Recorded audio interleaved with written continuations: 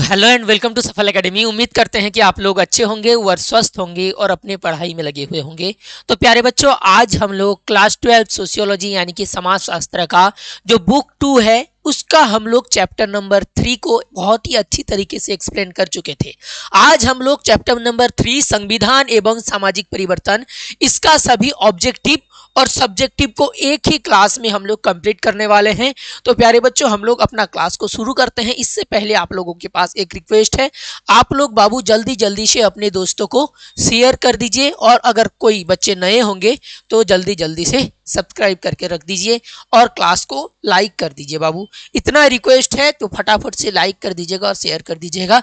तो हम लोग ज़्यादा टाइम ना गवाते हुए बहुत ही अच्छी तरीके से हम लोग जो है अपना ऑब्जेक्टिव को शुरू करेंगे। तो आप लोगों के पास सबसे पहला प्रश्न पूछा गया है, आप लोग कमेंट सेक्शन में इसका आंसर देने का कोशिश करेंगे।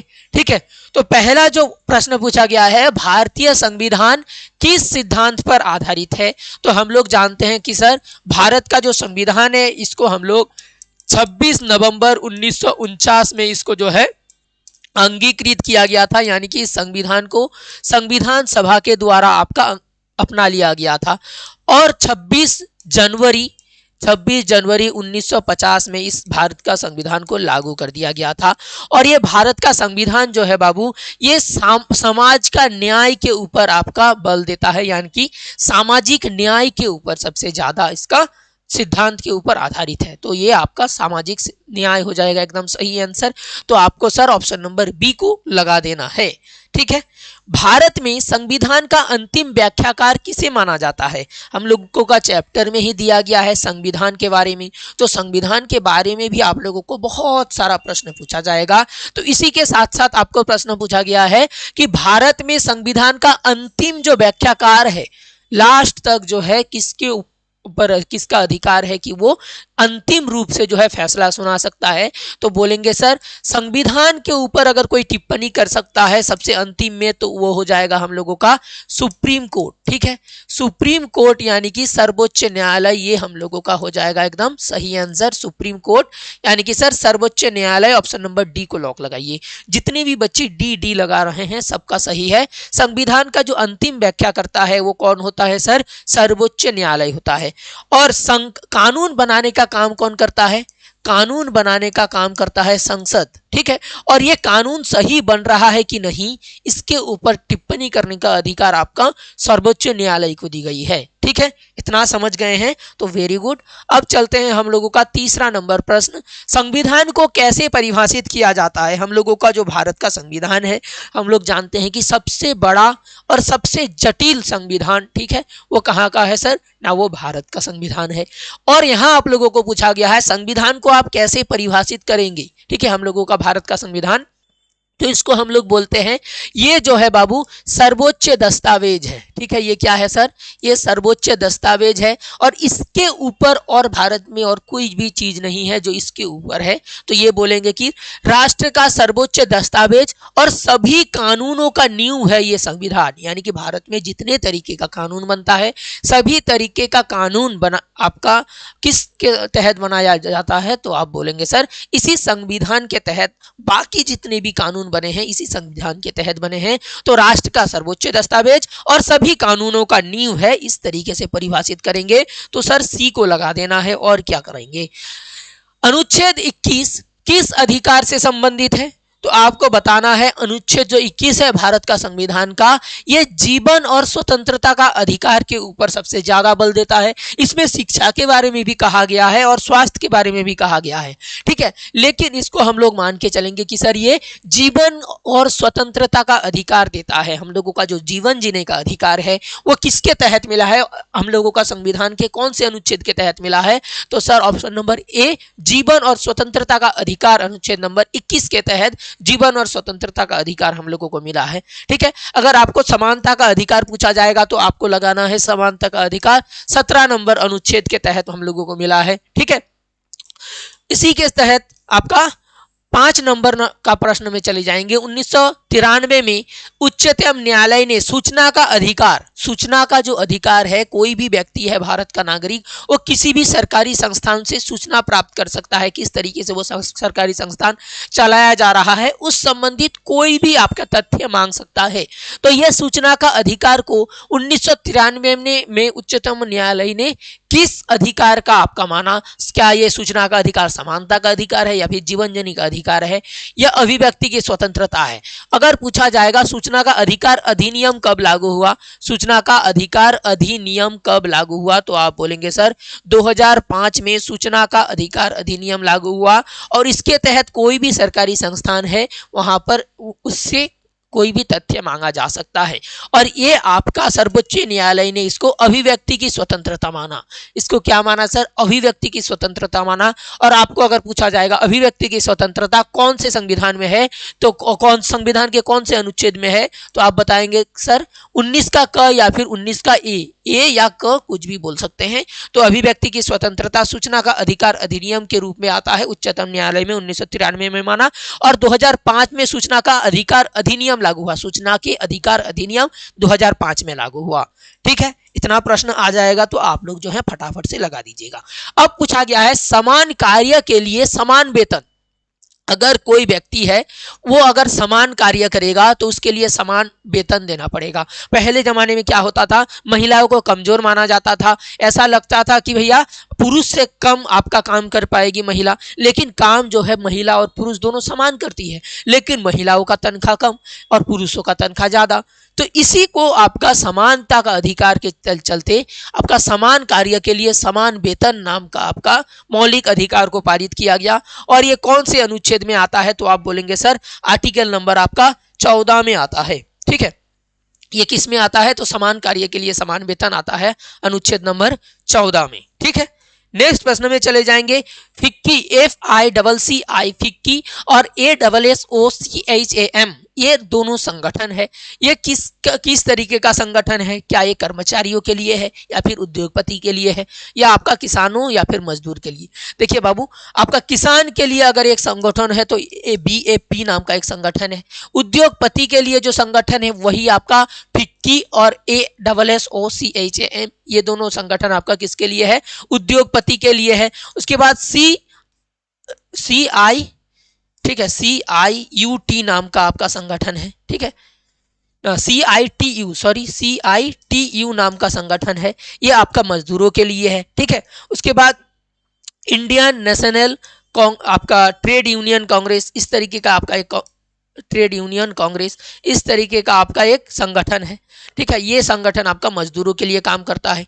और कर्मचारियों का जो संगठन है वो संगठन आपका कोई भी हित समूह को, मान लीजिए जैसे शिक्षक एसोसिएशन हो गया, डॉक्टरों का आपका संगठन हो गया, वो सब कर्मचारियों का संगठन है। तो इस तरीके से आप लोगों को पूछा जाता है कि फिक्की और ASSOCHAM ये किसके आपका संगठन है, तो बोलेंगे सर उद्योगपति का हित आपको आपका दिखाने के लिए, उद्योगपति का आपका पक्ष रखने के लिए ये दोनों संगठन बनाया गया था। 8वां नंबर प्रश्न पूछा गया, पंचायती राज को संवैधानिक दर्जा किस संशोधन के द्वारा मिला? आपका पूछा गया पंचायती राज को संवैधानिक दर्जा किस संविधान संशोधन के तहत मिला? तो आप बोलेंगे सर 1992 में पंचायती राज को संवैधानिक दर्जा मिला। तो संविधान में दर्जा कब मिला आपको अगर पूछा जाएगा तो बोलेंगे सर 1992 में मिला। और कौन से समिति के सिफारिश में? तो आप बोलेंगे सर बलवंत राव मेहता समिति के माध्यम से हम लोगों को पंचायती राज व्यवस्था का आपका संविधान में दर्जा मिला। ठीक है, और पंचायती राज से जो है BR अम्बेडकर इसके समर्थन में नहीं थे, लेकिन महात्मा गांधी जो है, महात्मा गांधी इससे के आपका समर्थन में थे। ठीक है, महात्मा गांधी पंचायती राज के समर्थन में थे और BR अम्बेडकर समर्थन में नहीं थे, ये भी आप लोगों को पूछा जाता है। और 1992 में इसमें जो है 1992 में 73वां संविधान संशोधन हुआ, जिसके तहत पंचायती राज को भारत में दर्जा दिया गया। और पहला पंचायती राज बना कहां पर ना, इस संविधान के संशोधन के तहत राजस्थान में सबसे पहले जो है राजस्थान के नागौर में पंचायती राज व्यवस्था शुरू हुआ। पंचायती राज व्यवस्था राजस्थान के नागौर में 73वां संविधान संशोधन के जरिए शुरू हुआ। 9वां नंबर प्रश्न का फटाफट से जवाब दे दीजिए। पंचायती राज की त्रिस्तरीय संरचना में मध्य स्तर क्या कहलाता है? पंचायती राज का जो त्रिस्तरीय संरचना है इसका मध्य स्तर क्या कहलाता है? तो हम पंचायती राज में हम लोग जानते हैं त्रिस्तरीय पंचायत व्यवस्था है, यानी कि 3 स्तर है। कितने स्तर है सर? 3 स्तर है। और पहला जो स्तर है, पहला स्तर यानी कि सबसे नीचे वाला स्तर, ठीक है, सबसे नीचे वाला जो स्तर है इसको हम लोग पंचायत के नाम से जानते हैं। इसको क्या कहते हैं सर? पंचायत के नाम से जानते हैं। और इसके आपका प्रधान को मुखिया कहा जाता है, कहीं मुखिया कहा जाता है, कहीं इसको सरपंच भी कहा जाता है, ठीक है। उसके बाद दूसरा जो स्तर है जिसको हम लोग मध्य स्तर के नाम से जानते हैं, इसको हम लोग पंचायत समिति कहते हैं, पंचायत समिति, ठीक है, पंचायत समिति। और पंचायत समिति का जो प्रधान होता है उसको हम लोग जो है आपका प्रमुख के नाम से जानते हैं, प्रमुख कहा जाता है पंचायत समिति के अध्यक्ष। और तीसरा नंबर सबसे ऊंचा जो आपका ये है, ये हो जाता है जिला परिषद, ठीक है, जिला परिषद। और जिला परिषद का प्रमुख को हम लोग अध्यक्ष के नाम से जानते हैं, अध्यक्ष के नाम से जानते हैं। तो इस तरीके से त्रिस्तरीय पंचायत व्यवस्था लागू हुआ। तो मध्य स्तर में क्या आता है सर? तो आप बोलेंगे सर पंचायत समिति आता है, देखिए ना, तो पंचायत समिति को हम आंसर कर देंगे, ऑप्शन नंबर बी में लगा हुआ है, ऑप्शन नंबर बी में लगा हुआ है। इसी के तहत हम लोग 10वां नंबर प्रश्न में चले जाएंगे। पंचायती राज में महिलाओं के लिए कितनी प्रतिशत आरक्षण की व्यवस्था की गई? तो आप बोलेंगे सर पंचायती राज व्यवस्था में जो है महिलाओं का आपका भागीदारी सुनिश्चित करने के लिए उन लोगों के लिए 33% आरक्षण की व्यवस्था कर दी गई है। और इसी के तहत जो है महिलाओं की भागीदारी पंचायती व्यवस्था में और भी आपका सुदृढ़ हो पाया है। तो ऑप्शन नंबर डी में है सर, डी को लगा देना है। वन पंचायत किसके द्वारा बनाई जाती है? देखिए, एक आपका जिला है, एक आपका जिला नहीं राज्य है जो 2000 साल में बना था, यूपी यानी कि उत्तर प्रदेश से अलग होकर के, जिसका नाम है उत्तराखंड, ठीक है। और इसी उत्तराखंड नाम का आपका जो राज्य है, यहाँ पर आपका हिमालयी क्षेत्र है। और हिमालयी क्षेत्र में आपका अगर वन को कटाई किया जाएगा, वन की कटाई किया जाएगा तो वहाँ का मिट्टी जो है आपका धंसने लगेगा, जिस वजह से यहाँ के जितने भी आपका पुरुष है सब बाहर काम करते हैं और जितने भी महिलाएं हैं सभी महिला मिल करके वन पंचायत का गठन करती हैं। कौन सा पंचायत सर? वन पंचायत की गठन करती है। और ये लोग वन पंचायत में उसी वन का जो है आपका रखवाली करती है, ठीक है, पौधाशाला बनाया जाता है यहाँ पर और उसी आपका पौधों को देखभाल किया जाता है इन महिलाओं के जरिए, ठीक है। तो आपको अगर पूछा जाए कि सर वन पंचायत कहाँ होता है, तो आप बोलेंगे सर उत्तराखंड में देखी जाती है। और किसके द्वारा बनाया जाता है? पुरुष जो हैं बाहर रहते हैं और महिलाओं के द्वारा आपका वन पंचायत बनाया जाता है। ये लोग आपका पौधाशाला यानी कि नर्सरी बनाती है और नर्सरी के अंदर जो भी आपका पौधे होती है उसका देखभाल क्या करती है। और 1973 में जो चिपको आंदोलन हुआ था, 1973 में उसी आंदोलन को आपका संभाला गया था इन्हीं वन पंचायत की महिला के द्वारा। और चिपको आंदोलन के अगर प्रमुख नेता के बारे में पूछा जाएगा तो आपको बताना है सुंदरलाल बहुगुणा।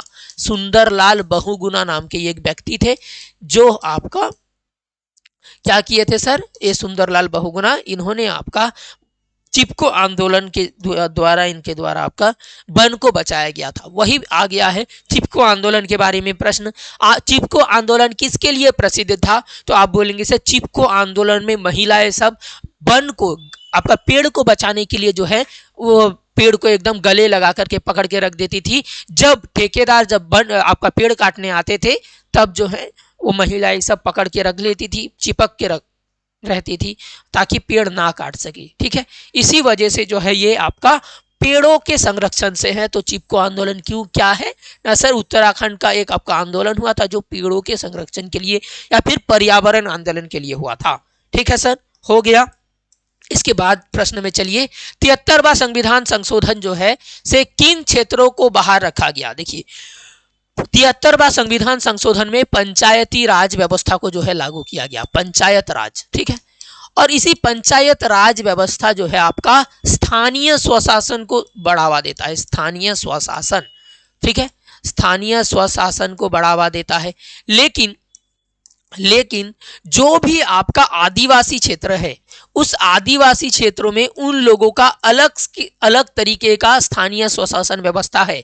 तो वहां पर जो है पंचायती राज व्यवस्था को लागू करने की कोई जरूरत नहीं थी। इस वजह से जो भी आदिवासी क्षेत्र हो गए, जो भी जनजातीय क्षेत्र हो गए, उन जगहों में पंचायती राज व्यवस्था लागू नहीं किया गया। तो 73वां संविधान संशोधन या फिर पंचायती राज व्यवस्था को कहां से आपका बाहर रखा गया, तो आप बोलेंगे सर आदिवासी जनजातीय क्षेत्रों को आपका बाहर रखा गया। आदिवासी जनजातीय क्षेत्र को सही आंसर लगा दीजिए, ऑप्शन नंबर ए को लॉक कर दीजिए सर। राजनीतिक दल बदल का मुख्य उद्देश्य क्या है? राजनीतिक दल बदल का मुख्य क्या उद्देश्य है? तो आप बोलेंगे सॉरी दल बदल नहीं, राजनीतिक दल का क्या उद्देश्य है? तो राजनीतिक दल का जो मुख्य उद्देश्य हो गया, ये राजनीति में आपका चुनाव लड़ता है सर, ये चुनाव लड़ता है और चुनाव के जरिए जो है सरकार हासिल करना चाहता है या फिर सत्ता को प्राप्त करना चाहता है। तो चुनाव लड़के सत्ता को प्राप्त करने का मुख्य उद्देश्य किसका है सर? राजनीतिक दल का। तो ऑप्शन नंबर डी में है चुनाव के माध्यम से सत्ता प्राप्त करना और नीतियां बनाना, और सरकार का में आकर के ये नीति बनाएगा, यही इसका मुख्य उद्देश्य है। तो ऑप्शन नंबर डी में चले जाएंगे और राजनीतिक दल जो है आपका चुनाव लड़ने का काम करता है। दबाव समूह क्या है? देखिए एक तो आपका राजनीतिक दल हो गया, ठीक है, और ये राजनीतिक दल क्या करता है सर? राजनीतिक दल ये चुनाव लड़ता है और चुनाव में अगर जीत गया, चुनाव में अगर जीत हासिल हुआ इसको, तो ये क्या करेगा? सरकार बनाएगा, ठीक है, ये क्या करेगा सर? सरकार बनाएगा। और सरकार से बात मनवाने के लिए कुछ कुछ संगठन बनाया जाता है, सरकार से बात मनवाने के लिए कुछ कुछ संगठन बनाया जाता है और उसी संगठन को हम लोग कहते हैं दबाव समूह। उसी संगठन को हम लोग क्या कहते हैं? दबाव समूह। और दबाव समूह का तब मुख्य काम क्या हुआ सर? संगठन के ऊपर जो है सरकार के ऊपर दबाव डाल करके, सरकार के ऊपर जो संगठन दबाव डाल करके आपका उसका बात मनवाने की कोशिश करता है, उसी संगठन को हम लोग दबाव समूह कहते हैं। जैसे उद्योगपति का संगठन हम लोग जानते हैं फिक्की, ठीक है, उसके बाद आपका ट्रेड यूनियन जो भी हो जाता है, ट्रेड यूनियन, ठीक है, ये सब आपका क्या हो जाता है? ट्रेड यूनियन, ये सब इसमें आता है, दबाव समूह में आता है। तो यहां पर हो जाएगा सरकार पर दबाव डालते हैं ताकि आपका उनकी मांगे को पूरी किया जा सके, उनकी मांगे पूरी हो। इस वजह से जो है जो समूह सरकार के ऊपर दबाव डालता है उसी को हम लोग क्या कहते हैं सर? उसी को दबाव समूह कहा जाता है। जैसे फिक्की हो गया, उसके बाद आपका CITU हो गया, इस तरीके का जो संगठन है उसको हम लोग कहेंगे दबाव समूह। 16 नंबर प्रश्न पूछा गया, ट्रेड यूनियन का मुख्य उद्देश्य क्या है? तो आप बोलेंगे सर ट्रेड यूनियन का जो मुख्य उद्देश्य है ये मजदूरों के हित के लिए आपका काम करता है। ट्रेड यूनियन किसके लिए काम करता है सर? आपका मजदूरों के लिए काम करता है। और फिक्की नाम का जो संगठन है ये उद्योगपति के हित के लिए काम करता है, ठीक है। डॉक्टर के हित के लिए कौन काम करेगा? डॉक्टर का जो एसोसिएशन है, डॉक्टर का जो संगठन है वो काम करेगा, ठीक है। 17 नंबर प्रश्न, हित समूह का मुख्य उद्देश्य क्या होता है? तो हित समूह का मुख्य उद्देश्य अपने जो भी सदस्य हैं उन सदस्यों की आपका हितों का रक्षा करना। तो हित समूह का उद्देश्य हो जाएगा अपने सदस्य के हित के लिए आप वो काम करेगा, बाकी किसी के लिए नहीं, केवल अपना जो सदस्य है, अपना जो हित समूह है। जैसे हित समूह का उदाहरण अगर देखेंगे तो शिक्षक संगठन, ठीक है, शिक्षक संगठन जो है ये क्या है ना, ये एक हित समूह है। अब ये शिक्षक संगठन है तो ये शिक्षक के हित के लिए जो भी इसके आपका शिक्षक आएंगे उन्हीं शिक्षक समाज के लिए आपका शिक्षक सदस्य के आपका लिए जो है ये काम करेगा। तो ये आपका हो गया क्या सर ना, ये हित समूह हो गया, केवल अपने संगठन अपने शिक्षक के लिए ही काम करेगा। उद्योगपति संगठन जैसे फिक्की FICCI और ASSOCHAM का क्या उद्देश्य है? तो आप बोलेंगे सर उद्योगपति के हित के लिए ये काम करता है। मजदूरों के लिए अगर काम करेगा तो CITU हो जाएगा वो, ठीक है। संविधान का मुख्य उद्देश्य क्या होता है? तो आप बोलेंगे सर समानता, स्वतंत्रता और न्याय को व्यवहार में लाना। समानता, स्वतंत्रता और न्याय को आपका व्यवहार में लाना, ऑप्शन नंबर बी को लगा देंगे। पंचायती राज को संवैधानिक दर्जा किस वर्ष मिला? तो पंचायती राज जो है ये 73वां संविधान संशोधन के तहत आया। आपका राजस्थान का नागौर में सबसे पहले आपका आया था और 1992 में संशोधन हुआ था सर, ठीक है। तो 1992 में हुआ था तो 1992 को सही मार देंगे, ठीक है, 73वां संविधान संशोधन पंचायती राज से संबंधित है। संविधान को कानून का आधार क्यों माना जाता है? तो सभी जितने भी कानून बनते हैं सबका नींव जो है यही संविधान है। बाकी भारत में जितना कानून बनता है सभी कानून जो है किसके तहत बनाई जाती है ना, संविधान के तहत बनाई जाती है। और वो कानून संविधान के तहत बना है कि नहीं, इसके लिए संविधान में आर्टिकल नंबर 32 रखा गया है, जिसके तहत भारत के सुप्रीम कोर्ट को हक मिलता है, अधिकार मिलता है कि उस कानून को जो है फिर से जो है देखा जाए कि वो कानून जो है ठीक सही बना है कि नहीं।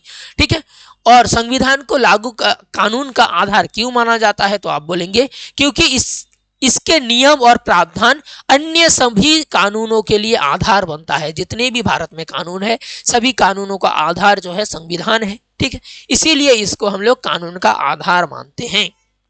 ठीक है, न्यायिक पुनर्वालोकन की जो व्यवस्था है वो इसी संविधान के तहत ही मिला है। अनुच्छेद 21 में जीवन का अधिकार किन चीजों तक आपका विस्तारित किया गया है? जीवन जीने का अधिकार जो है ये अनुच्छेद नंबर 32 में है सर। ठीक है, और जीवन जीने का जो अधिकार अनुच्छेद 32 में दिया गया है उसमें और क्या क्या प्रावधान की व्यवस्था की गई है? तो आप बोलेंगे सर यहाँ पर जीवन जीने का जो साधन है उसके बारे में कहा गया है, शिक्षा व्यवस्था के बारे में कहा गया है और स्वास्थ्य के बारे में और आवास के बारे में। तो जीवन यापन का साधन, स्वास्थ्य, शिक्षा और आवास और गरिमा से अपना जीवन जीने का अधिकार जो है ये देती है। जैसे तैसे आप जीवन जी के आपका मृत्यु हो जाएगा इस तरीके से नहीं, आपको अपने जीवन में गरिमा के साथ आपका जीवन जीने का अधिकार है। कोई आपको भला बुरा नहीं कह सकता है, इसका अधिकार आपको मिलता है अनुच्छेद नंबर 21 के तहत। साथ ही साथ स्वास्थ्य के बारे में, शिक्षा के बारे में और आपको आवास मिलेगा, रहने के लिए घर मिलेगा, इसके बारे में भी जो है कहता है अनुच्छेद नंबर 21। अनुच्छेद 19 क किस अधिकार से संबंधित है? तो 19 का क जो है बाबू ये अभिव्यक्ति की स्वतंत्रता से संबंधित है। आपको पूछा जाएगा कि 1993 में किसके तहत जो है आपका सूचना का अधिकार अधिनियम को किस अनुच्छेद में रखा गया है? तो 19 का क में अभिव्यक्ति की स्वतंत्रता में रखी गई है। हम लोग ये प्रश्न पहले कंप्लीट कर चुके हैं। अब आएंगे हम लोगों का 24 नंबर प्रश्न। बंधुआ मजदूरों के पुनर्वास और प्राथमिक स्वास्थ्य व शिक्षा उपलब्ध कराने का अधिकार किससे है? तो प्राथमिक स्वास्थ्य के बारे में, बंधुआ मजदूर उन्मूलन के बारे में आप बोलेंगे सर 21 नंबर अनुच्छेद में इसके बारे में कहा गया है, बंधुआ मजदूर का उन्मूलन। उसके बाद आपका समानता का आपका ये या प्राथमिक स्वास्थ्य के बारे में अनुच्छेद नंबर 21 में कहा गया है। 17 में भी कहा गया है समानता के बारे में। ठीक है, भीमराव अंबेडकर ने स्थानीय स्वशासन के संबंध में क्या चिंता जताई? स्थानीय स्वशासन का मतलब हो जाता है भारत में पंचायती व्यवस्था लागू करना। ठीक है, पंचायत व्यवस्था लागू करना। और ये पंचायत व्यवस्था से जो है बी.आर. अम्बेडकर का कहना था भैया पंचायती व्यवस्था तो हम लागू कर देंगे, इससे समाज के गांव के अंदर जो भी बड़े जातियां हैं वही सब आपका पंचायत में अपना बोलबाला दबदबा बनाए रखेगा और जो नीचू जाति हैं वो हर वक्त जो है नीचे तबके में ही बने रह जाएंगे। इसी वजह से नीची जाति को या फिर महिलाओं को पंचायती व्यवस्था में आरक्षण दे करके पंचायती व्यवस्था को लागू किया गया। तो भीमराव अंबेडकर का क्या सोच था कि पंचायती व्यवस्था या फिर स्थानीय स्वशासन को अगर लागू करेंगे तो ऊंची जातियों का वर्चस्व बढ़ सकता है और नीचू जाति या फिर महिलाएं जो है उनका भागीदारी कम हो सकती है। ठीक है, तो ऑप्शन नंबर आपका बी को लॉक कर देना है सर।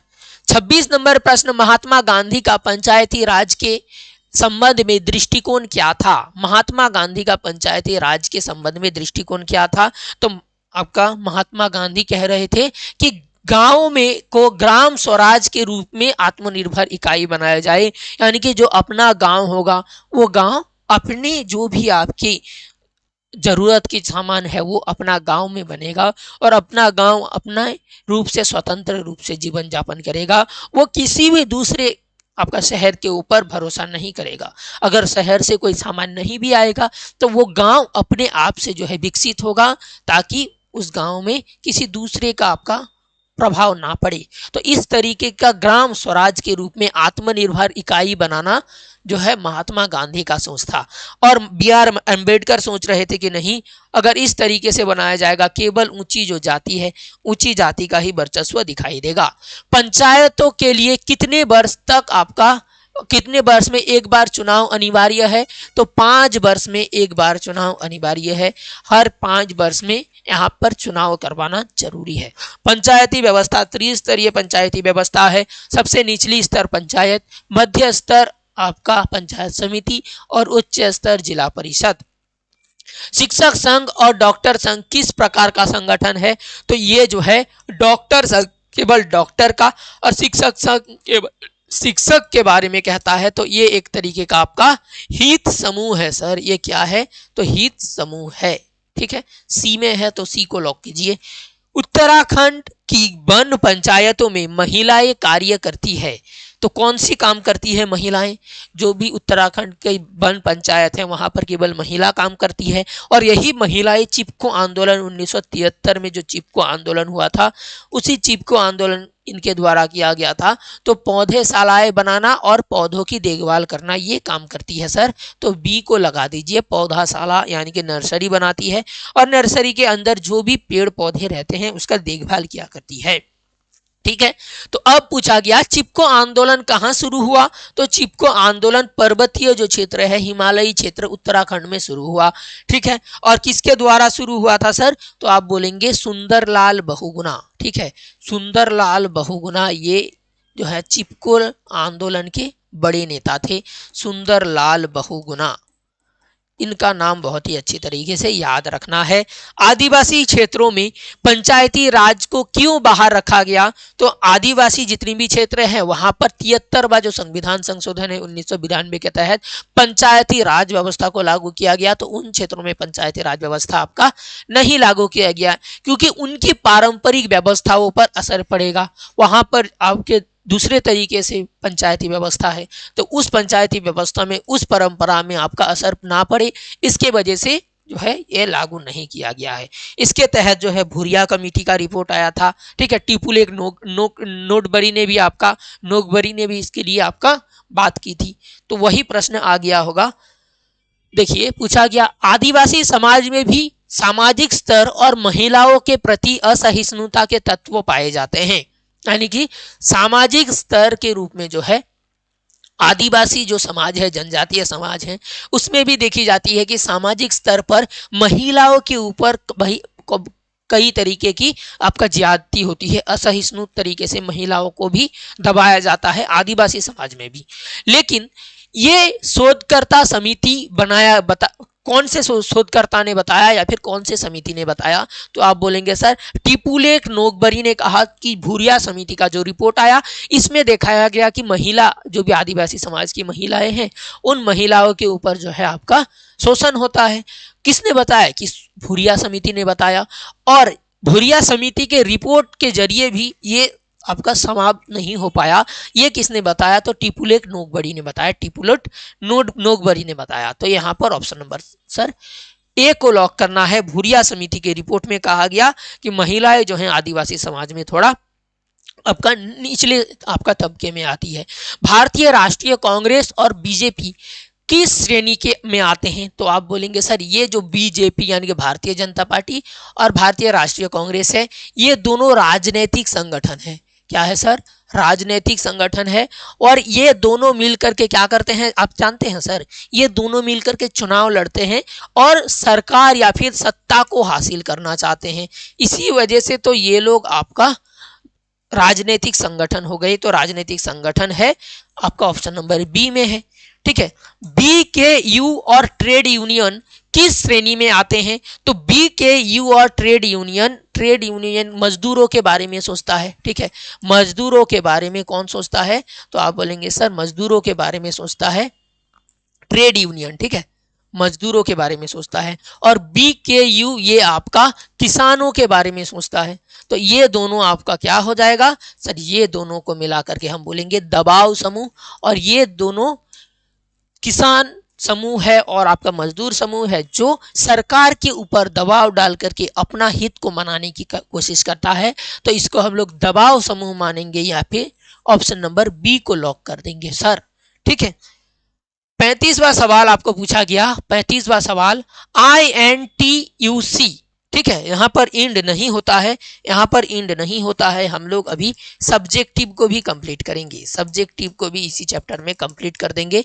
ठीक है, तो इसका जवाब दे दीजिए, इसके बाद हम लोगों का सब्जेक्टिव भी कंप्लीट होगा।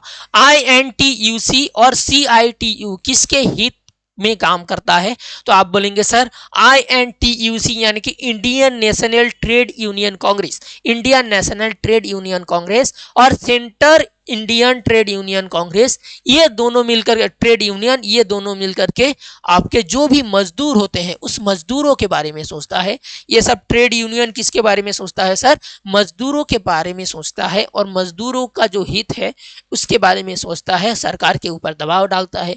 इसी वजह से ये जो है आपका दबाव समूह में भी आता है और ये मजदूरों के बारे में सोचता है। अब हम लोग बाबू आप लोगों का सब्जेक्टिव जो प्रश्न पूछा जाएगा उन सब्जेक्टिव को क्लियर करेंगे। संविधान क्या है सबसे पहले आप लोगों को पूछा गया है, तो फटाफट से ये प्रश्न को क्लियर करें। उससे पहले आप लोग जल्दी जल्दी से अपने दोस्तों को शेयर कर दीजिए बाबू, और हम लोगों के साथ अगर जुड़ करके पढ़ना है तो सफल एकेडमी का ऐप को प्ले स्टोर से डाउनलोड कर लीजिए। अगर कोई समस्या आए क्रैश कोर्स में जुड़ने में तो इस नंबर में फटाफट से आप कॉल कर सकते हैं। इस नंबर में कॉल करने से आपको जो है जो भी समस्या है उस समस्या का समाधान आपको कर दिया जाएगा। ठीक है, तो इस नंबर में आपको कॉल कर देना है अगर कोई समस्या है तब। अगर कोई समस्या नहीं है तो आपको वहां पर क्रैश कोर्स मिल जाएगा। ठीक है, उसी क्रैश कोर्स को ले लेना है और बहुत ही अच्छी तरीके से तैयारी कर लेना है। सभी subject sociology, political science, English, Hindi, जितने भी आर्ट्स का आपका सब्जेक्ट है सभी का तैयारी कराया जाता है। ठीक है, क्रैश कोर्स ले लीजिए और इसी क्रैश कोर्स में आप लोगों को प्रिंट आउट के लिए नोट्स दिया गया है और उसी नोट्स को आप पढ़ते रहिए जब तक आपका एग्जाम ना आए। तो पढ़ते रहिए, अच्छे से याद कर लीजिए और उसको लेके जाके जो है आप बोर्ड एग्जाम में चले जाइए। बहुत ही अच्छी तरीके से आपका तैयारी हो जाएगा। ठीक है, चलिए अब देखते हैं संविधान क्या है। आप लोग अपने दोस्तों को अगर शेयर कर दिए हैं, अगर क्लास को लाइक कर दिए हैं, तो हम अपना प्रश्न में चले जाते हैं। संविधान राष्ट्र का सर्वोच्च दस्तावेज है। अभी तक तो यही पढ़ रहे हैं कि संविधान किस तरीके का, आपको उसको किस तरीके से परिभाषित करेंगे ना। संविधान को सर्वोच्च दस्तावेज के रूप में हम परिभाषित करेंगे, यानी कि संविधान राष्ट्र का सर्वोच्च दस्तावेज है जो सभी कानूनों की नींव रखता है। सभी कानूनों का आपका बनाने का जो महत्वपूर्ण आपका संगठन है वो क्या है सर? संविधान है। ये वो ढांचा है जिसके आधार पर शासन की सभी संस्थाएं संचालित होती है, यानी कि एक ऐसा ढांचा जिसके तहत सभी संस्थाओं को संचालित किया जाता है और उसी ढांचे को हम लोग क्या कहेंगे सर? संविधान कहेंगे। ठीक है, यह सरकार के अधिकार, सीमाएं और नागरिकों के अधिकारों की आपको परिभाषित करता है, यानी कि जो सरकार है उसका कितना आपका क्षमता है, वो क्या क्या काम कर सकता है, किस तरीके से उसके ऊपर प्रतिबंध लगाया जा सकता है, वो आपका उसका सरकार को संचालन करने का क्या क्या आपका क्राइटेरिया है, इसके बारे में कौन समझाता है ना सर? संविधान में व्याख्या किया गया है। और नागरिकों का क्या क्या अधिकार है, जैसे हम लोग भारत के नागरिक हुए तो हम लोगों का भारत में अधिकार क्या है, किस तरीके से हम लोगों को चलना है और कितना अधिकार हम लोगों को मिला है, उसके बारे में कौन डिसाइड करता है सर? हम लोगों के संविधान डिसाइड करता है। ठीक है, नेक्स्ट प्रश्न पूछा गया, सामाजिक न्याय से क्या अभिप्राय है? ठीक है, सबसे पहला प्रश्न तो आप लोगों को यह पूछा गया था, भारत का संविधान किस सिद्धांत के ऊपर आधारित है? तो आप बताए थे सर भारत का जो संविधान है वो सामाजिक न्याय पर आधारित है। अब आप लोगों को पूछा गया सामाजिक न्याय क्या है? ठीक है, सामाजिक न्याय क्या है ये बताइए। सामाजिक न्याय का अर्थ है समाज के सभी वर्गों का समान अवसर और अधिकार प्रदान करना, यानी कि समाज में जितने भी जाति हैं, जितने भी वर्ग हैं, जितने भी धर्म आता है, सभी को समान रूप से आपका अधिकार देना। और उसी समान अधिकार के बारे में अगर होगा, समान अधिकार सभी को मिलेगा, तो हम मान लेंगे सर समाज में सामाजिक न्याय है। ठीक है, भेदभाव को समाप्त करना और कमजोर वर्गों को आगे बढ़ने का अवसर देना। और इसी कमजोर वर्गों को आगे बढ़ने की अवसर देने के लिए हम लोगों का संविधान में क्या पारित किया गया है ना, संविधान के अनुसार दिया गया है उन लोगों को आपका आरक्षण। संविधान में उन लोगों के लिए क्या दिया गया है सर, आरक्षण की व्यवस्था की गई है। जितने भी पिछड़ा वर्ग है उन लोगों के लिए 27% आरक्षण की व्यवस्था की गई है, सभी संविधान के अनुसार की गई है। और इसी आपके जितने भी पिछड़े वर्ग हैं, जितने भी आपके कमजोर वर्ग हैं, उनके आपके विकास की बात भी इसी सामाजिक न्याय में आता है। ठीक है, सभी वर्गों का समान अधिकार होगा, किसी के साथ भेदभाव नहीं होगा और सभी कमजोर वर्गों को आपका आगे बढ़ने का अवसर मिलेगा। यही तो है सर सामाजिक न्याय। ठीक है, अब आते हैं हम लोगों का अनुच्छेद नंबर 21 में क्या प्रावधान दिया गया है। हम लोगों का अनुच्छेद नंबर 21 ये मौलिक अधिकारों में आता है। ठीक है, मौलिक अधिकारों में आता है और इसी अनुच्छेद के तहत आपका व्यक्तिगत स्वतंत्रता का अधिकार देता है। आपका व्यक्तिगत स्वतंत्रता का अधिकार कौन देता है, जीवन जीने की अधिकार, व्यक्तिगत स्वतंत्रता का अधिकार कौन देता है सर, अनुच्छेद नंबर 21 देता है। ठीक है, इसमें जीवन की गुणवत्ता, स्वास्थ्य, शिक्षा, आवास, जीवन यापन के साधन और गरिमा को आपका गरिमा के साथ जीवन यापन ये शामिल किया गया है।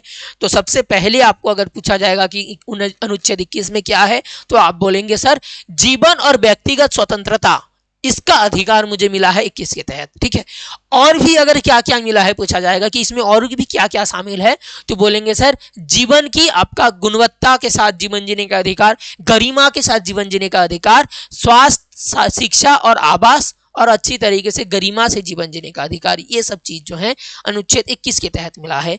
सुप्रीम कोर्ट ने इसे समय समय पर व्यापक रूप से व्याख्यायित किया है, यानी कि अनुच्छेद 21 में क्या क्या चीज है, क्या क्या अधिकार भारत के लोगों को, नागरिकों को मिला है, उसके बारे में सुप्रीम कोर्ट ने बार बार जो है समय समय पर इसको समझाया है। क्योंकि संविधान का व्याख्याकर्ता, अंतिम व्याख्याकर्ता कौन होता है, यही सुप्रीम कोर्ट यानी कि सर्वोच्च न्यायालय ही आपका सर्वोच्च व्याख्याकर्ता होता है। इसी वजह से कहा गया है कि समय समय पर जो है इस अनुच्छेद 21 का व्याख्या कौन करता है, सुप्रीम कोर्ट करता है।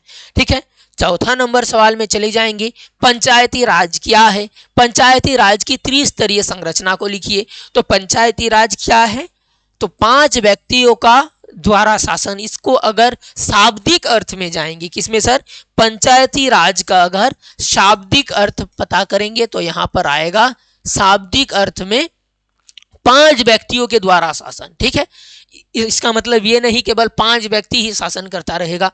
पहले ये व्यवस्था था, आपका सरपंच हुआ करते थे, 5 जन व्यक्ति हुआ करते थे जो पूरा एकदम गांव को जो है संभाल करके रखते थे, और वही 5 जन व्यक्ति जिस तरीके का फैसला देते थे गांव में वही फैसला लागू हुआ करता था।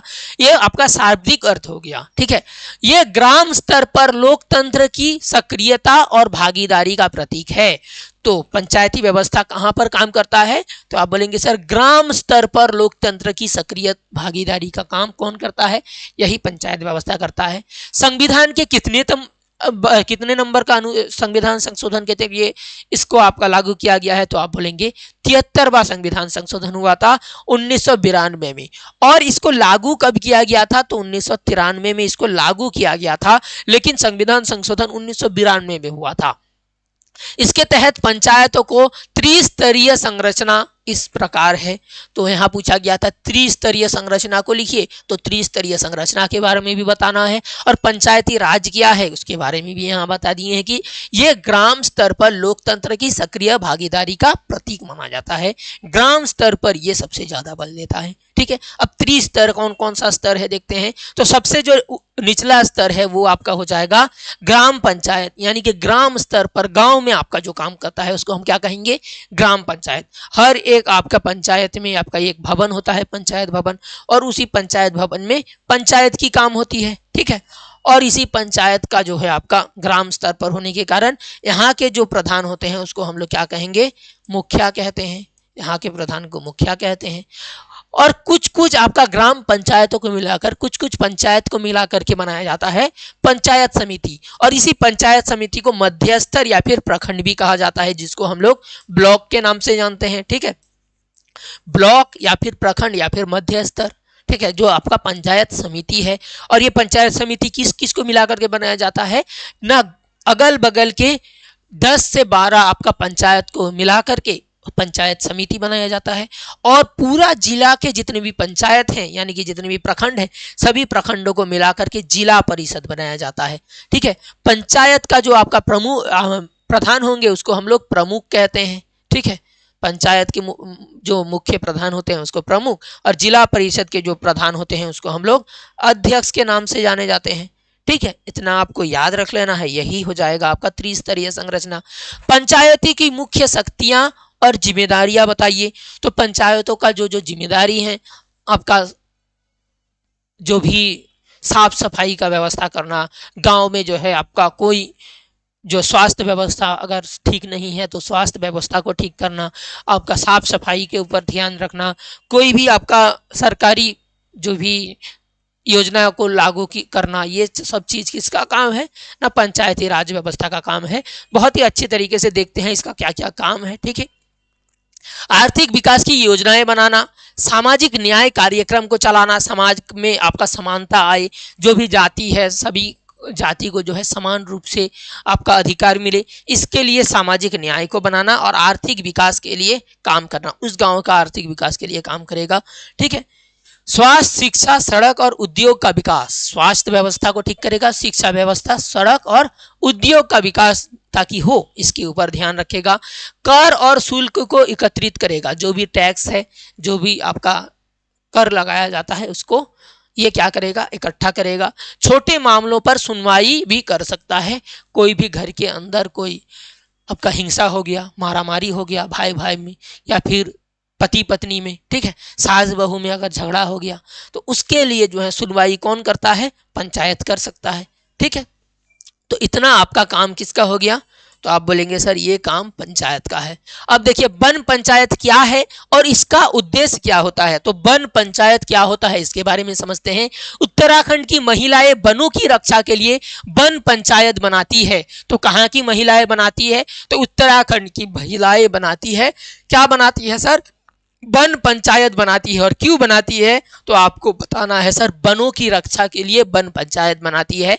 इनका उद्देश्य वनों का संरक्षण, अवैध कटाई को रोकना, पौधा को रोपण करना, पौधा को रोपना और पर्यावरण को में संतुलन बनाए रखना। तो इसका मूल काम जो है बाबू वो हो जाएगा वनों का संरक्षण करना।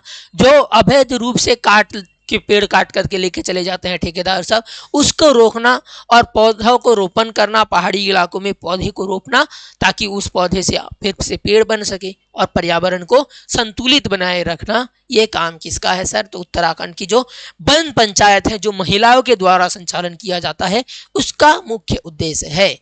अब आपको पूछा गया 7वां नंबर सवाल, चिपको आंदोलन क्या था। तो चिपको आंदोलन हम लोग जानते हैं आपका पर्यावरण आंदोलन का एक मुख्य आंदोलन जो है वो चिपको आंदोलन था, जो 1970 के दशक में यानी कि 1973 में ये आंदोलन हुआ था। कहाँ हुआ था, तो उत्तराखंड में हुआ था। इसके बारे में हम लोग बहुत ही अच्छे से जाने हैं, कहाँ हुआ था सर, उत्तराखंड में ये आपका हुआ था। और किसके जरिए, तो सुंदरलाल बहुगुणा के जरिए। चिपको आंदोलन की शुरुआत 1970 के दशक में उत्तराखंड के गढ़वाल क्षेत्र में हुई थी। तो आपको अगर पूछा जाएगा किस क्षेत्र में, तो आपको बोलना है उत्तराखंड के गढ़वाल क्षेत्र में ये आपका हुआ था। ये आंदोलन सुंदरलाल बहुगुणा और चंडी प्रसाद भट्ट के नेतृत्व में शुरू हुई। तो हम लोग बहुत ही अच्छे तरीके से कुछ कुछ ऑब्जेक्टिव प्रश्न जान रहे हैं, एमसीक्यू टाइप में भी पूछा जा सकता है। कब शुरू हुआ था, तो 1970 के दशक में, या फिर डेट अगर आपका साल पूछा जाएगा तो 1973 में। कहाँ हुआ था, उत्तराखंड के गढ़वाल में। कहाँ हुआ था, उत्तराखंड के गढ़वाल में 1970 के दशक में। किसने आपका नेतृत्व किया, तो सुंदरलाल बहुगुणा, इसका नाम भूलना नहीं है और इसका नाम भी साथ साथ याद रख लीजिएगा, चंडी प्रसाद भट्ट। चंडी प्रसाद भट्ट के द्वारा। इस आंदोलन की सबसे खास बात यह थी कि गांव की महिलाएं पेड़ों को कटने से बचाने के लिए उनसे चिपक जाती थी। तो पेड़ जो है काटने के लिए जब ठेकेदार आया करते थे तो पेड़ को इस तरीके से लपेट लेती थी ताकि पेड़ ना काट सके।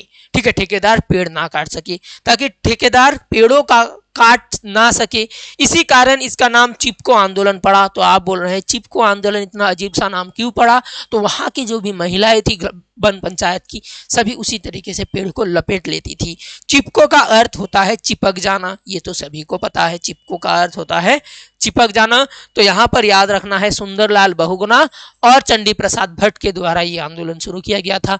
और एक आंदोलन आता है पर्यावरण से संबंधित, जो नर्मदा बचाओ आंदोलन है। गुजरात में नर्मदा नदी के ऊपर आपका बांध बनाने के लिए वहां के बहुत सारे इलाकों के जो वन था उसको काटने की काटने की बात की गई थी, जिसकी वजह से मेधा पाटेकर के द्वारा, ये नाम याद रखना है, नर्मदा बचाओ आंदोलन का नेतृत्व किसके द्वारा किया गया? तो मेधा पाटेकर के द्वारा वहां के जो है पर्यावरण को बचाने के लिए नर्मदा बचाओ आंदोलन शुरू किया गया था। और चिपको आंदोलन सुंदरलाल बहुगुणा के द्वारा शुरू किया गया था। समाजशास्त्री टिपुलेट नोगबरी के विचार क्या थे? टिपुलेट नोगबरी एक बहुत बड़े समाजशास्त्री थे सर, और इसका क्या विचार था इसके बारे में पूछा गया है, तो समझ लेते हैं। ये जो है बाबू भूरिया कमेटी के रिपोर्ट के बारे में कुछ बताए हैं, और इनके द्वारा कहना था कि आंतरिक असमानता अभी भी बरकरार है। देखिए, टिपुलेट नोगबरी के अनुसार, ठीक है, सभी आदिवासी संस्थाएं लोकतांत्रिक नहीं है, यानी कि जो भी आदिवासी संस्थाएं हैं वो लोकतांत्रिक संस्थाएं नहीं है। वहां पर जो है अभी भी वही समाज चल रहा है, जो आपका आदिवासी समाज का जो मुखिया होता है उसी का बेटा आपका प्रधान बन जाता है। फिर यही बोला गया है, आदिवासी समाज जो है वहां लोकतांत्रिक व्यवस्था नहीं है हर आदिवासी समाज में। उनका कहना था भूरिया समिति 1995 में जो आपका आदिवासी स्वशासन को मान्यता तो दी, लेकिन उनकी आंतरिक जो असमानताएं है उनको पूरी तरह से समझ नहीं पाई। यानी कि भूरिया समिति का रिपोर्ट कब आया था? 1995 में आया था, ये पूछा जाता है। और भूरिया समिति की रिपोर्ट के द्वारा क्या हुआ था ना, आदिवासी को स्वशासन को मान्यता दिया था। आदिवासी के जो अपना परंपरा है, उसका जो अपना रीति रिवाज है, उसके अनुसार स्वशासन को मान्यता दिया गया था। और 1993 में जो पूरी भारत में पंचायती व्यवस्था लागू हुआ था, लेकिन भूरिया समिति के रिपोर्ट के अनुसार वहां पर आपका लागू नहीं हुआ था। कहां पर? ना आदिवासी क्षेत्र में। ठीक है, और टिपुलेट नोगबरी का कहना है कि इसी वजह से जो है आंतरिक असमानता देखी जाती है। ठीक है, सभी जगह में जो है आपका पंचायती व्यवस्था लागू कर दिया गया, लेकिन जो आपका आदिवासी क्षेत्र में उन लोगों का अलग परंपरा होने के कारण, ताकि उन लोगों का आपका स्वशासन व्यवस्था में कोई परिवर्तन ना आए, इस वजह से भारतीय पंचायत व्यवस्था को वहां पर लागू नहीं किया गया था। इस वजह से वहां पर आंतरिक असमानता है, अभी तक लोकतंत्र नहीं आया है। ये किसका कहना है? ना आपका टिपुलेट नोगबरी का कहना है। ठीक है, नेक्स्ट प्रश्न में हम लोग चले जाएंगे। भूरिया समिति क्या है? ठीक है, भूरिया समिति का रिपोर्ट का आलोचना किया गया था टिपुलेट नोगबरी के द्वारा। तो भूरिया समिति क्या है? ठीक है, भूरिया समिति 1995 की आदिवासी स्वशासन पर बनी थी। ठीक है, आदिवासी का जो अपना परंपरा था, अपना स्वशासन व्यवस्था था, उन लोगों का अपना अलग पंचायती व्यवस्था चलता था, उसके बारे में रिपोर्ट 1995 में भूरिया समिति ने पेश की थी। इसने आदिवासी संस्थाओं को मान्यता दी, उन पर उनकी जटिल सामाजिक संरचना और महिलाओं की स्थिति को पर्याप्त रूप से नहीं समझ पाया। यानी कि इसकी जो समस्या थी, भूरिया समिति के रिपोर्ट ने तो वहां का आपका स्वशासन व्यवस्था को लागू कर दिया, लेकिन महिलाओं का जो स्थिति है, दयनीय स्थिति, और वहां का जो सामाजिक संरचना है, इसको अच्छी तरीके से आपका विस्तृत रूप से समझा नहीं पाया था। ठीक है, और कुछ प्रश्न बचा है, इसके बाद कंप्लीट हो जाएगा। पंचायती राज व्यवस्था का ग्रामीण समाज पर क्या प्रभाव पड़ा? तो पंचायती राज व्यवस्था का ग्रामीण समाज पर अगर प्रभाव पड़ा, क्या पूछा जाएगा? तो बताना है सर, ग्रामीण जनता की राजनीतिक चेतना बढ़ी, महिलाओं को पिछड़े वर्गों से आपका भागीदारी बढ़ी, स्थानीय विकास योजनाएं प्रभावित हुआ, और लोकतंत्र गांवों तक पहुंचा। यानी कि पंचायती व्यवस्था में, ग्रामीण समाज में पंचायती व्यवस्था के लिए महिलाओं के लिए 33% आरक्षण की व्यवस्था की गई थी। इसकी वजह से क्या प्रभाव पड़ा ना, ग्रामीण जो आपका राजनीतिक भागीदारी है, वो राजनीतिक भागीदारी बढ़ी, महिलाओं का जो है उत्थान हुआ धीरे धीरे, और स्थानीय विकास के लिए अलग अलग योजनाएं बनी, और लोकतंत्र गांव तक पहुंच गया। ठीक है, राजनीतिक दल, दबाव समूह और हित समूह, ये तीनों चीज क्या है बहुत ही अच्छी तरीके से देख लेते हैं। राजनीतिक समूह के बारे में, दबाव समूह के बारे में सबसे ज्यादा प्रश्न पूछा जाता है। तो ये संगठन यानी कि राजनीतिक संगठन वो संगठन है या फिर समूह है जो समान विचारधारा वाले लोगों से मिलकर के बनता है। तो आपको अगर पूछा जाएगा कि राजनीतिक संगठन क्या है, तो एक ही तरीके के विचारधारा के जितने भी लोग हैं वो जो समूह बनाते हैं उसी समूह को हम लोग राजनीतिक संगठन कहते हैं, जो चुनाव के माध्यम से सत्ता प्राप्त कर नीतियां बनाना चाहता है। ये बात ध्यान रखना है। सभी का विचार सेम होगा इसका मतलब ये नहीं कि वो राजनीतिक संगठन है। उसको ये करना पड़ेगा कि चुनाव के जरिए वो अगर नीति बनाने के लिए सत्ता में आना चाहेगा तभी उसको हम लोग राजनीतिक संगठन कहेंगे। जैसे इंडियन नेशनल कांग्रेस, भारतीय राष्ट्रीय कांग्रेस और भाजपा, उसके बाद जेडीयू, उसके बाद बीएसपी, ठीक है, भारतीय आपका समाजवादी पार्टी, ये सब पार्टी जो है ये राजनीतिक पार्टी है क्योंकि वो लोग चुनाव लड़ती है, चुनाव लड़के सत्ता पाना चाहती है। दबाव समूह क्या है? दबाव समूह ऐसे संगठन होते हैं जो सीधे सत्ता प्राप्त नहीं करना चाहते हैं। बढ़िया से ध्यान से सुनिए, राजनीतिक संगठन क्या कर रहा था? वो सत्ता पाना चाह रहा था, लेकिन आपका दबाव समूह क्या करता है? वो सत्ता नहीं पाना चाहता है, लेकिन सत्ताधारी जो सरकार है बल्कि सरकार पर दबाव डाल करके अपनी मांगे पूरी करवाना चाहता है। समझ में आया? तो सत्ता में जो आपकी जो सरकार बनी है, ये सब जो राजनीतिक दल, ये राजनीतिक दल जो सरकार बनाती है चुनाव लड़ करके, इन राजनीतिक दल के ऊपर दबाव बनाता है कि मेरा बात मानो, मेरा बात मानो। अगर मेरा बात नहीं मानोगे तो समस्या पैदा होगा, हम लोग जो है आंदोलन करते रहेंगे। तो इसी तरीके से दबाव डाल करके मांगे पूरी करवाना चाहता है कौन? दबाव समूह। तो इसी तरीके का दबाव समूह का नाम बताइए सर। तो आप बोलेंगे BKU यानी कि भारतीय किसान यूनियन। ये किसके बारे में बात करता है सर? तो किसान के बारे में जो है, ये किसान के हित के बारे में कहता है। ट्रेड यूनियन जो आता है आपका INTUC यानी कि Indian National Trade Union Congress, उसके बाद सेंट्रल इंडियन ट्रेड यूनियन, ये सब क्या है ना, मजदूरों का ट्रेड यूनियन है, ठीक है। उसके बाद फिक्की और ASSOCHAM, ये क्या करता है ना, ये उद्योगपति के हितों के बारे में सोचता है और उद्योगपति के जो आपका हित है उसके बारे में सोचने के लिए सरकार के ऊपर दबाव डालता है। तो ये संगठन जो हो जाती है, ये सब संगठन क्या है? दबाव समूह है। कोई किसान के हित के बारे में सोचने के लिए कहता बना है, कोई आपका मजदूरों के हित के बारे में, कोई उद्योगपति के हित के बारे में आपका बनाने, आपका मांग पूरा करने के लिए बनाई गई है, दबाव डालने के लिए बनाई गई है, ठीक है। ये सब संगठन हो गया। अब आते हैं आपका हित समूह क्या है, ठीक है। इसके बाद हम लोगों का ये चैप्टर हो जाएगा खत्म। हित समूह क्या होता है? देखिए, राजनीतिक दल क्या करता था? राजनीतिक दल सभी एक समूह था जो आपका चुनाव लड़ करके सत्ता हासिल करना चाहता था। दबाव समूह क्या है ना, वही आपका जो सत्ताधारी सरकार है उसी सरकार के ऊपर दबाव डाल करके अपनी बात मनवाना चाहता था। और हित समूह केवल अपने सदस्यों की बात मनवाने के लिए अपना काम करता है, केवल अपने सदस्यों की बात मनवाने के लिए सरकार के ऊपर दबाव डाले तब उसको हित समूह कहेंगे। हित समूह किसी विशेष वर्ग या पेशे के लोगों के हित की रक्षा करता है। ये क्या करता है? केवल एक ही पेशे के बारे में सोचता है। अगर शिक्षक होगा तो शिक्षक के हित के बारे में सोचेगा, ठीक है। अगर आपका डॉक्टर होगा, अगर डॉक्टर होगा तो डॉक्टर के हित के बारे में सोचेगा। तो इस तरीके के पेशे के ऊपर अगर कोई समूह बनेगा तब उसको हम लोग क्या कहेंगे? हित समूह कहेंगे। ये कभी कभी दबाव समूह की तरह भी काम कर सकता है, यानी कि ये जो है हित समूह कभी कभी सरकार के ऊपर दबाव भी डाल सकता है, ठीक है, दबाव डाल करके काम कर सकता है, अपना बात को मनवा सकता है।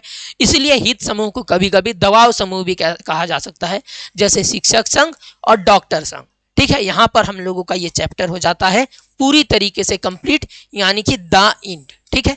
उम्मीद करते हैं कि आप लोगों को जो है ये क्लास बहुत ही बढ़िया लगा है। अगर अच्छा लगा है, इसी तरीके से बहुत ही अच्छी तरीके से आप लोग कंप्लीट करना चाहते हैं तो आप लोगों के लिए बुक जो है आपका बुक 2 था उसको बहुत ही, बुक 1 था उसको बहुत ही अच्छी तरीके से कंप्लीट कर दिए हैं। और अभी आप लोगों का चैप्टर 3 भी कंप्लीट हो गया है और बाकी बचा आप लोगों का 5 चैप्टर, इसको भी बहुत ही अच्छी तरीके से जल्दी जल्दी से कंप्लीट कर देंगे आप लोगों के लिए। और इसी तरीके से अगर पढ़ना चाहते हैं, प्यार अगर हम लोगों के ऊपर उभारना चाहते हैं तो क्लास को लाइक कर दीजिए और सब्सक्राइब कर दीजिए। ऐसा नहीं है कि आप लोगों के लिए जो है क्लास बंद कर दिया जाएगा। बच्चे आए ना आए, जितने भी बच्चे पढ़ेंगे बाबू, उन्हीं सभी को जो है बहुत ही अच्छी तरीके से जो है समझाया जाएगा। इतना हौसला रखिए। आप लोग थोड़ा सपोर्ट करके अपना क्लास को जो है लाइक करके चैनल को सब्सक्राइब करके रखिए और अपने दोस्तों को बाबू शेयर कर दीजिए।